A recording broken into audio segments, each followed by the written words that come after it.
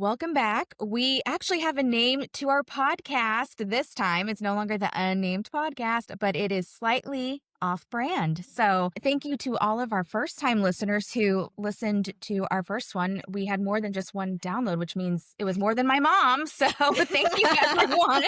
A win's a win. So today we're going to be talking about another brand, and it's one of the most controversial fashion campaigns of the year. We're going to be talking about American Eagle. So here's what happened. So American Eagle teamed up with actress Sydney Sweeney, and it was one of those back to school pushes. So they launched this campaign in August. They went all out. It was complete with billboards. They did the Sphere takeover in Las Vegas, and they did a ton of social media promotion. The slogan was called Sydney Sweeney Has Great Jeans, JEANS.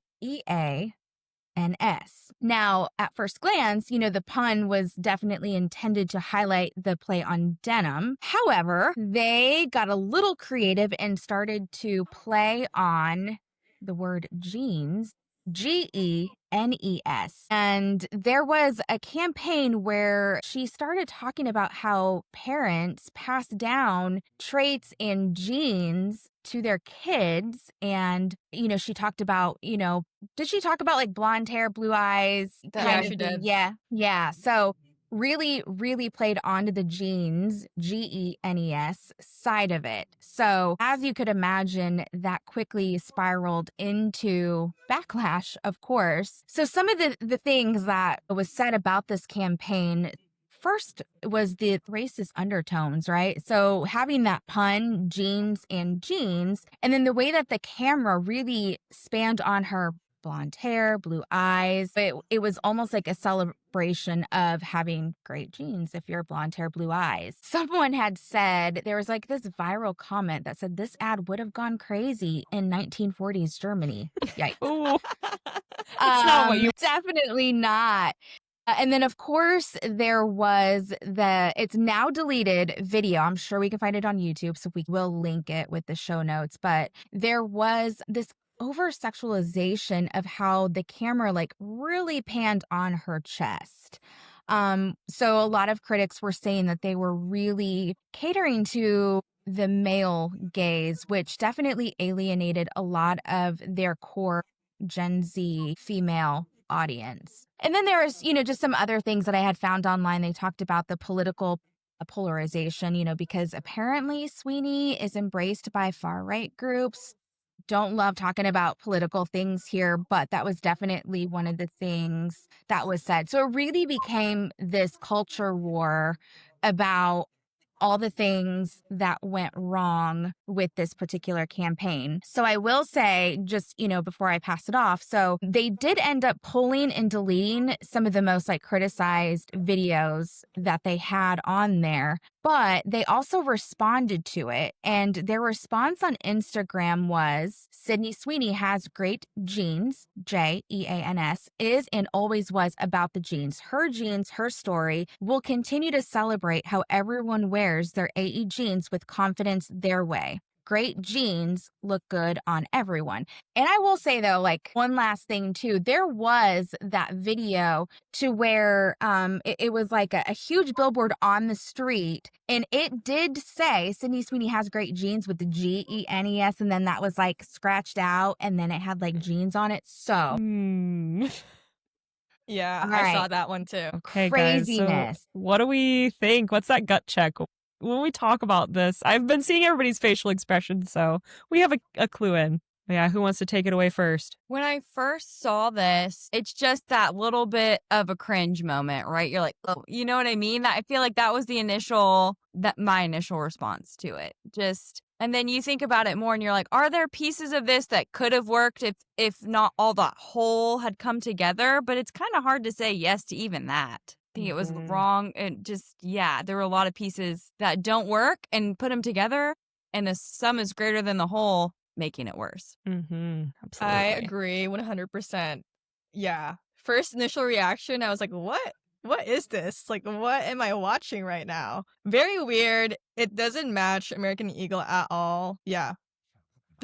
Teresa? When I saw the ad, I was like, this is American Eagle. It felt like a completely different brand. So I agree Yeah. there. I was shocked to see American Eagle's logo on them. Yeah, I thought like, did we do creative testing?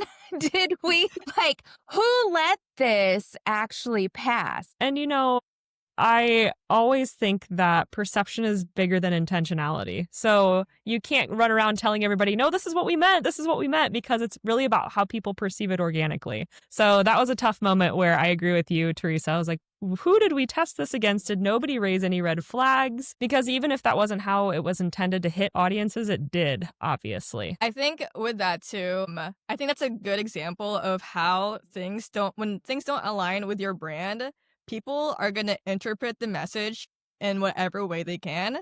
And that's a great example of that, because Sydney Sweeney doesn't have anything to do with American Eagle jeans.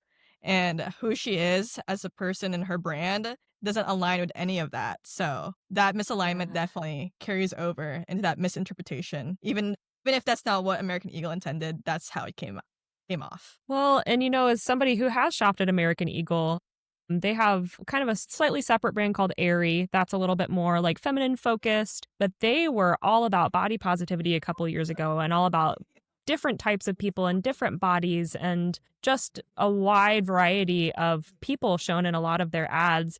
And so to see the Sydney Sweeney ad that was a little bit more kind of mainstream, idealistic, it really did feel like a complete 180 from what they were going for a couple years ago. And when we look at some of Sydney Sweeney's previous campaigns, like the Dr. Squatch soap, it does feel very kind of older male intended versus what we would normally think of American Eagle's audience as younger, kind of high school teen purchasers. So I thought that was kind of interesting for her as well. Yeah, in Francis, to your point, like I think that's the challenge that companies and organizations really have to think about is, one, you have to be really careful with puns, right? Like anything that leans into, like anytime you're leaning into a pun that's going to lean into politics or identity or religion or anything like that, like you really have to be careful, because someone's going to interpret it the way that they interpret it. And it's all going to be heavily dependent on, their background, the way that they were brought up, their culture, etc. And so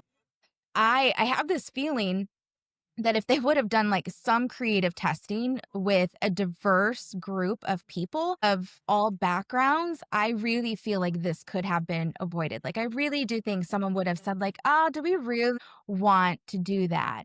And I did look into, just a little bit about the process. And they did say that American Eagle, they really were not too involved in the creative campaign itself. It was more of, they gave reviews and approvals, but apparently the person that was in charge of this ad was like a former creative director of American Eagle, years ago. And it was really all done behind closed doors. And so I think it's really going to change the way that they make their decision making on how they do things moving forward. And I think it's really important that if, as a company, you're going to do any sort of campaign, make sure you run it through a lot of different filters. Let's not keep it behind closed doors with leadership. Let's make sure we get some diversity in there. And how much more Absolutely. surprising to know that someone who knows the American Eagle brand so well led this charge. Yeah. Did anyone see any stories about how other brands responded to this? Yeah, Francis, you were talking about Katseye, right? With Gap? Yeah.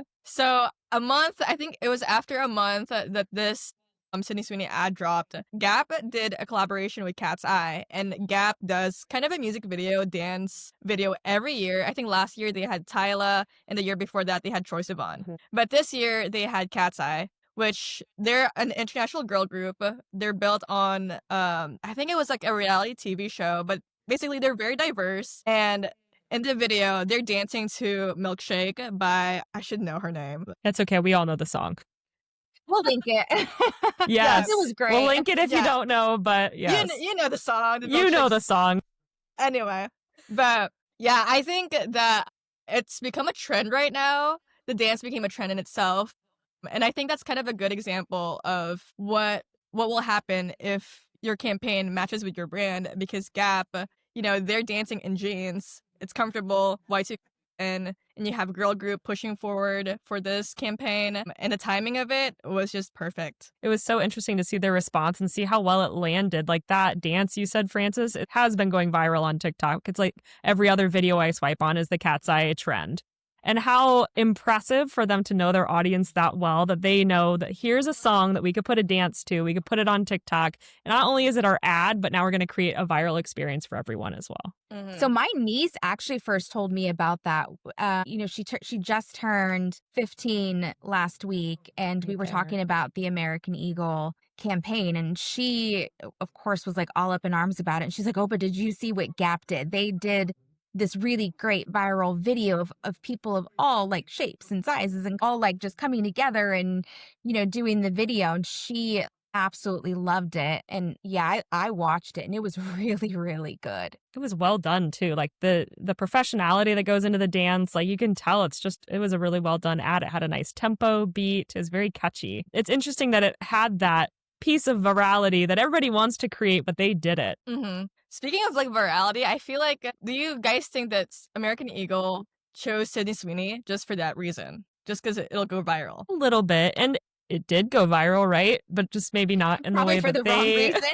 that they had intended. We're talking about American Eagle, but maybe not buying their jeans anymore. I think this goes into, Erin, something you talked about on the last podcast with Cracker Barrel, and I'm really curious to hear your thoughts, but we talked about, that risk versus reward, and it raises the question, is all press really good press, or is, this one of those? Like, they invested millions of dollars, and there was a study done by AdScape who measures things on social media. And I think they said that traffic dropped 9% after this ad went out. Like 9%. That's like from this campaign. So curious to hear, what you think about that. Ooh, the term all press is good press, I don't know if that hits quite as well anymore. I would say we've definitely gotten into kind of a cancel culture, which I know is a buzzword, but people are going to put their spending actions behind their politics and what they believe. And so it is going to tank your stock. We've seen that with a lot of different companies, that when you make a bad move with your brand, people are going to perceive that as something they don't want to be a part of anymore. So that virality did not work for American Eagle. Sometimes you can go against the status quo, right? You have to think that you're influencing people's actions too. So when you look at taking a risk, sometimes it is like that. And hopefully you take a risk that you can bounce back from. But there's always steps after that too. So kind of what do you need to do after this to bounce back and hit that core audience? Like we said with Cracker Barrel, everything's a learning experience. But the biggest part is if you fail and you don't learn, then you have truly failed. So we want to make sure that whatever next steps we take are going to be in line and learning from what we did previously. But that was a great question. Yeah. So do we have any kind of like hot takes on this? Did we see anybody else like Katseye that kind of created a response to this? I'm sure if you were a jeans company, you were scrambling to get some ad out that would be kind of in tandem with that. Did we see any other campaigns? I just thought it was interesting that in most of the articles that I read that we found, there are parallels drawn to the Calvin Klein 1980s jeans ad with Brooke Shields. And I feel like, the controversy, it helped kind of that one for Brooke Shields. It was kind of, big for her, but it ended up being positive. And the big, controversy there was that she was 15 years old and, that it was like nothing comes between me and my Calvins. And this is a totally different controversy. And it, the question is, do they weigh the same? What do you guys think? Do you think that the weight of a 15-year-old saying that versus kind of all the implications with the Sydney Sweeney ads, do you see the parallels in that side of it? That's an excellent question.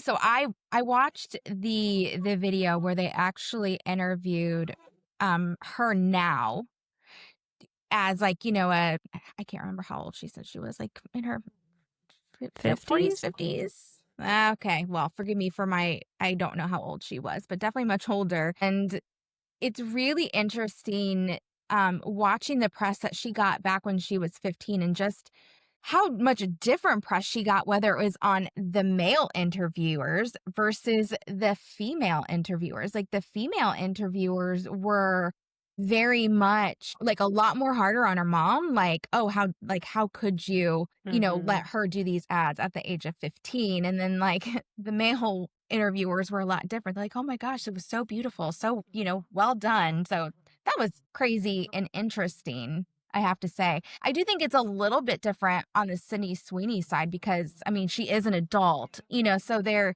is that part of it. But yeah, I don't it's interesting. Like why jeans? Like why is that the first place that we go?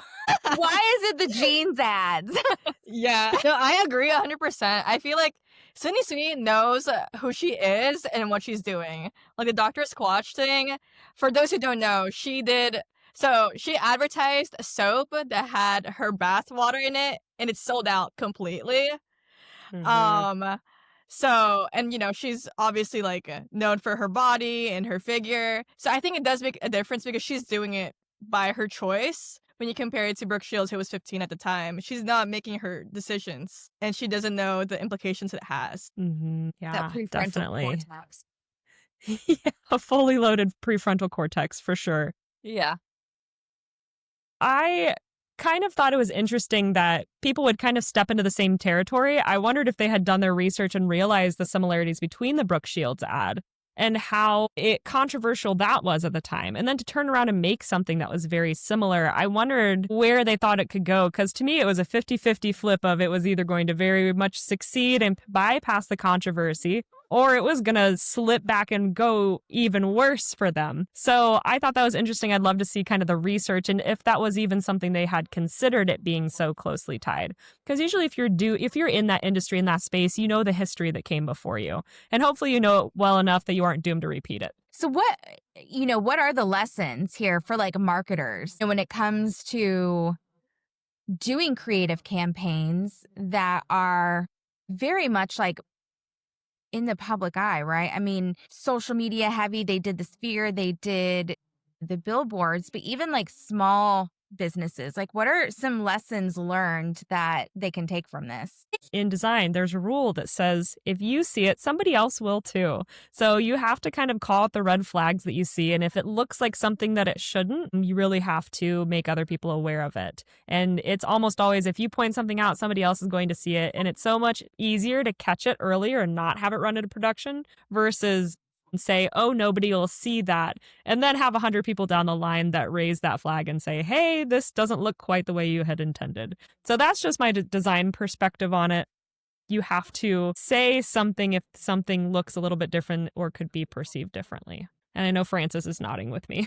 We've had those discussions. I think another one too is, and this ties into some of the things we talked about earlier, particularly choosing her for the campaign, but I think it's really important for brands not to trade short-term buzz for that long-term trust because, going viral, and everyone wants to go viral, right? But it doesn't always translate to sales. And I think, in this particular case, American Eagle did see that 9% drop in store traffic, even though they got millions of views.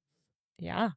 And kind of going back to their sister brand, Aerie, they build that long-term equity with that body positivity campaigns, and that grew a lot of loyalty and trust. And so I think, one lesson here is play the long game because buzz will fade just because someone is in the spotlight for their 5 seconds of being popular for 2025. Trust is what compounds. And so I think that's really, really important is be careful if you are going for that viral moment because you could go viral for the wrong reason. Yeah, absolutely. Do you guys think that they considered their target audience at all? Because most of their audience are teenagers. I'm going to say too, like, this is another really important thing. Like, you gotta pre-test your creative with those diverse audiences, and in particular, like your audience too. They relied on approval from these executives that were behind closed doors. And I think sometimes what might feel clever, because again, we're going for that viral moment with, this really popular actress who's really landing a lot of roles. I think it's very different than how it's going to land with the public sometimes. And so I think that goes into like what you're asking, Francis. You have to test the message like across different racials, gender, cultural groups, etc. Mhm. They could have even done quick digital surveys or any sort of like social listening, before the launch to understand how that language could be interpreted. And doesn't Catseye's commercial just symbolize how much more listening to your audience helps your brand than going with the streamlined person that is the spokesperson of the year? Like the fact that it even went viral and is still out there, still being circulated is huge. So congrats to Gap for that one. That was a really good example of listening to your audience and following what their needs would be. And honestly, if you showed that ad to the Gap board of executives, they may not have connected with it or resonated with it, but it's because it's for your audience that you're trying to sell to. So it's really hard to make those decisions when you're not in that space. But that's why, like Teresa said, you have to listen and put feelers out there to make sure that what you're putting out there is going to hit with your audiences. No, absolutely. I feel like Gap as well, like they were kind of falling out of fashion, but Completely. this kind of brought them back. I mean, they had like past like resurgence, but it's not as big as like right now, which is kind of crazy. Like this one ad did that for them. Yeah. I mean, how many times had you heard Gap in like a high school or middle school setting, right? Like Gap jeans, you've heard Abercrombie, American Eagle, like those other brands, but now they're in it. And that's really cool swing for them. Yeah, no, Gap is like the sweatshirt I would find at the thrift store. Yes, And now they're probably gonna go back exactly. in style. That's what I'm thinking. I'm like, all Gap stuff is going to be way expensive now, way sought after, especially vintage stuff. For the love, please do not please avoid double meanings that are tied to identity. Can we just not do wordplay that touches on anything related to race or body type or genetics? Like, I feel like that would be an obvious one, but Yes. apparently not, because it will have unintended consequences. And I think one thing I read on one of the interviews on the Gap side with Katseye is they said like the jeans move with me. That was like one of the things that they were saying in that video, which was super interesting. So I thought that was a really good comeback. And I think it was definitely a response and a little bit of a jab to America. Have you Yeah. guys seen the Beyonce Levi's ad? Do we have any thoughts on that? I didn't see it. She's been their spokesperson for a little bit with Cowboy Carter, which makes perfect sense. Like, if you could get Beyonce to do anything for your brand, you would probably say yes. It's kind of interesting. Their ads always feel like it's telling a story. Like one time she's at the laundromat, one time she's playing pool. It feels very Western vibes. I think audience-wise, it's kind of interesting because Levi's jeans, it's kind of like Gap that they're switching. I always thought of Levi's as like Wranglers, like older men would probably buy Levi's jeans and wear them. But she kind of shifted that image and pointed it towards a younger audience. So yeah, I think it's an interesting move. I think they did come out with an ad, I think, right after American Eagle and all of this went down, but they had been doing it for so long beforehand that I feel like it kind of was just the undercurrent of a lot of this. Oh, yeah, absolutely. I think theirs is definitely more of a controversial, at the moment, whenever that happened, for sure. Mm-hmm. Yeah. I mean, after Sydney Sweeney, nothing is controversial now in the jeans world. Like, they really just took that airspace for a little while. They did. Poor American Eagle. And plus, I would say Beyonce is very safe with her image as well. Like, she Correct. knows her brand, she knows her target demographic, and she's not somebody who would do something like that risky. I feel like for hers, it's like, pretty much everything is like successful. I mean, she is Beyonce. I mean, Francis, I think you just nailed that. Yeah. Know your brand, know your audience. Yeah. Absolutely. And the laundromat ad, it's kind of the play on the Levi's laundromat ad from like the 80s, right? That was kind of famous, where it was like, like the quintessential who you think of Levi's, but the attractive version, right? A guy takes off his Levi's in the laundromat to wash them or whatever. And so it's kind of that like, Cowboy Carter. Now I'm doing it. Like I'm doing the same thing in 2025 or whenever that one was launched. That's so cool. Yeah, I forgot that's like a call out to the old one. Callback. Callback, yeah. Oh, either one. No, that's what I was thinking. Like I was not familiar with that, so that's good that you had that knowledge. Oh yeah. It was like kind of the famous like Levi's. I think it was the risque, like he's kind of stripping down in the laundromat or that kind of thing, and especially back in the 80s. Here we are again with our controversial jeans ads, right? We'll put a clip That's right so here, funny. somewhere in here. Yeah, yes, we'll let you guys see it.